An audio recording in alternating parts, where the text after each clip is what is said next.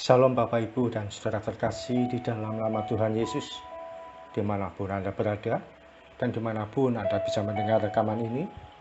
Kita bertemu dalam program Saat Teduh Pagi Hari untuk edisi hari ini. Sebagai dasar kebenaran firman Tuhan, saya akan bacakan dari 2 Tawarikh 7 ayat 14. Firman Tuhan berkata, "Dan umatku yang atasnya namaku disebut, merendahkan diri, berdoa, dan mencari wajahku, lalu berbalik dari jalan-jalannya yang jahat, maka aku akan mendengar dari sorga dan mengampuni dosa mereka, serta memulihkan negeri mereka." Sahabat Kristus, kita tentu tidak asing dengan bagian firman Tuhan ini. Ketika ada pertemuan doa syafaat untuk bangsa dan negara, ayat ini seringkali dijadikan bacaan utama. Mari kita perhatikan bagian firman Tuhan ini sekali lagi dari sisi yang selama ini bisa jadi kita lupakan. Poin akhir dari ayat ini yaitu Tuhan mengampuni dosa suatu bangsa dan memulihkannya. Namun demikian, ada beberapa tahap yang harus dilalui atau dilakukan oleh suatu bangsa. Langkah-langkah tersebut yaitu merendahkan diri, berdoa dan mencari wajah Tuhan, lalu berbalik dari jalan-jalan yang jahat. Saya bersyukur bahwa langkah pertama yang Tuhan tekankan yaitu merendahkan diri. Kalau yang dibuat poin pertama adalah berdoa dan mencari wajah Tuhan, tentu kita akan semangat. Bukankah di Indonesia ada banyak pendoa? Gereja suka bikin acara doa, dan kita semangat kalau diminta doa. Namun yang Tuhan inginkan pertama kali dari hidup kita yaitu merendahkan diri. Merendahkan diri artinya kita menyediakan diri untuk dikoreksi oleh Tuhan. Kita mengakui segala kesalahan kita, dan kita mau terbuka terhadap apa yang Tuhan inginkan bagi kita. Merendahkan diri, poin utamanya yaitu jalan menuju pertobatan.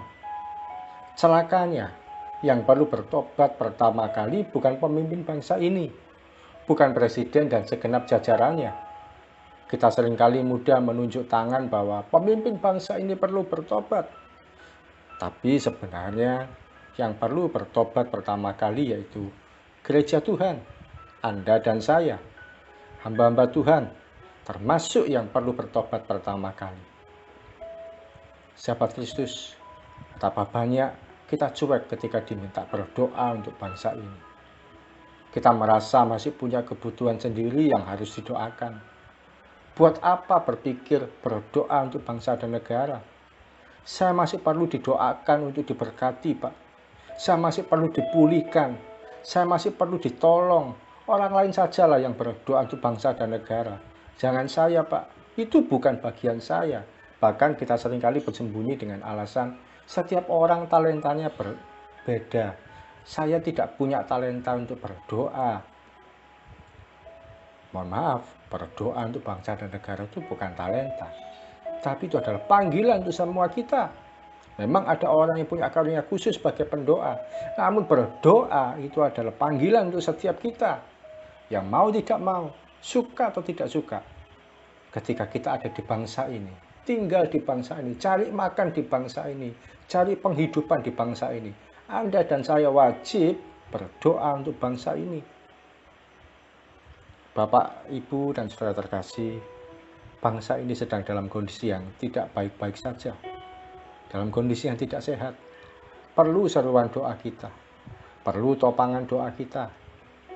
Perhatikan sekitar kita. Orang mulai berani menyerukan supaya paham khilafah dijadikan ideologi yang baru untuk bangsa ini. Padahal khilafah hanyalah kedok menjadikan orang sebagai budak atas nama agama. Perempuan dijadikan budak seksual. Orang yang tidak sepaham pun dibantai. Orang-orang tidak boleh bekerja dengan bebas kalau tidak sesuai dengan paham mereka. Khilafah sendiri sebenarnya bukan paham dari Bani Kedar seperti yang kita kira. Khilafah adalah sekte atau aliran yang menyimpang. Kita melihat di negara-negara Timur Tengah pun sebenarnya khilafah tidak lagi banyak dipakai. Tapi kalaupun ada yang pernah dipakai, Berapa waktu yang lalu kita pernah mendengar ada satu organisasi ISIS yang pernah merajalela dengan paham khilafahnya. Orang berbondong-bondong ke sana, orang-orang Indonesia datang untuk menjadi bagian dari ISIS. Namun apa yang terjadi? Kehidupan mereka malah sengsara. Yang perempuan hanya dijadikan pabrik untuk membuat anak. Apakah kita mau mengalami ISIS di bangsa ini? Tentu tidak. Gereja Tuhan perlu merendahkan diri, mengoreksi diri dari setiap perbuatannya yang salah. Gereja Tuhan tidak berbicara tentang lembaga Kristen Protestan atau Kristen Katolik. Gereja Tuhan yaitu Anda dan saya. Kita yang harus lebih banyak merendahkan diri. Bisa jadi selama ini kita egois di hadapan Tuhan, semaunya sendiri atau minta diperhatikan saja. Hamba-hamba Tuhan juga sudah sewaktunya bertobat. Tidak lagi membuat konten di media sosial yang isinya menyerang hamba Tuhan lain. Buat apa? Tidak perlu dengan alasan mengungkap kebenaran, lalu menyerang hamba Tuhan yang lain.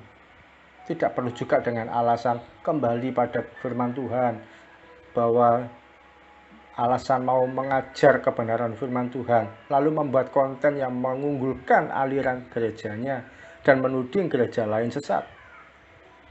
Demikian juga, sudah tidak waktunya kita berdebat mengenai perpuluhan. Apa yang Anda yakini tentang perpuluhan, kerjakan. Itu saja.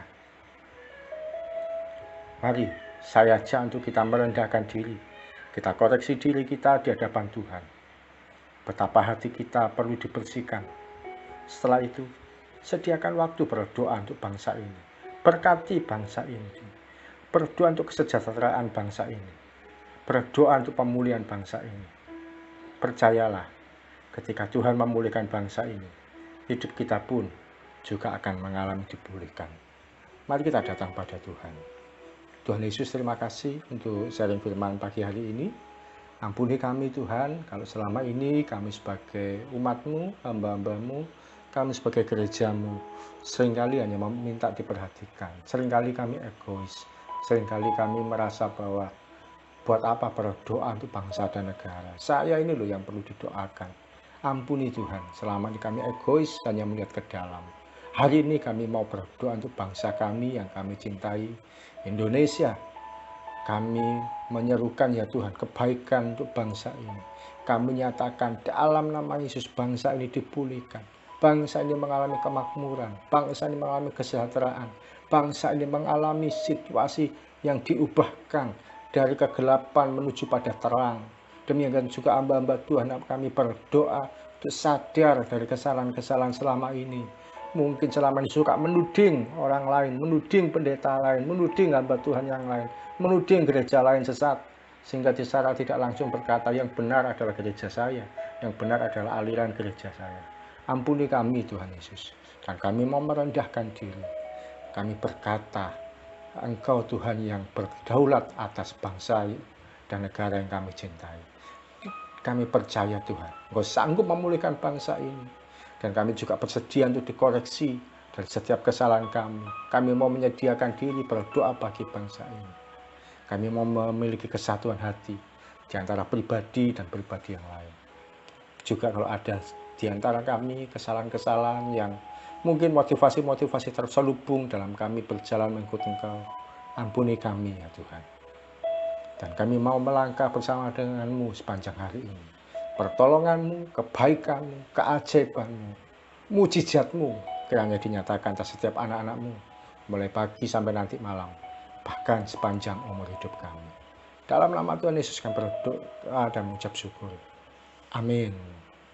Bapak, Ibu, dan saudara terkasih dalam nama Tuhan Yesus, kalau Anda perlu untuk dukungan doa, untuk setiap pergumulan yang Anda hadapi, hubungi kami. Kami akan berdoa untuk Anda secara pribadi bersama dengan tim yang Tuhan percayakan. Salam dari saya, Yogi Raharjo dan Mitspa Ministry. Tetap setia sampai garis akhir. Tuhan Yesus memberkati.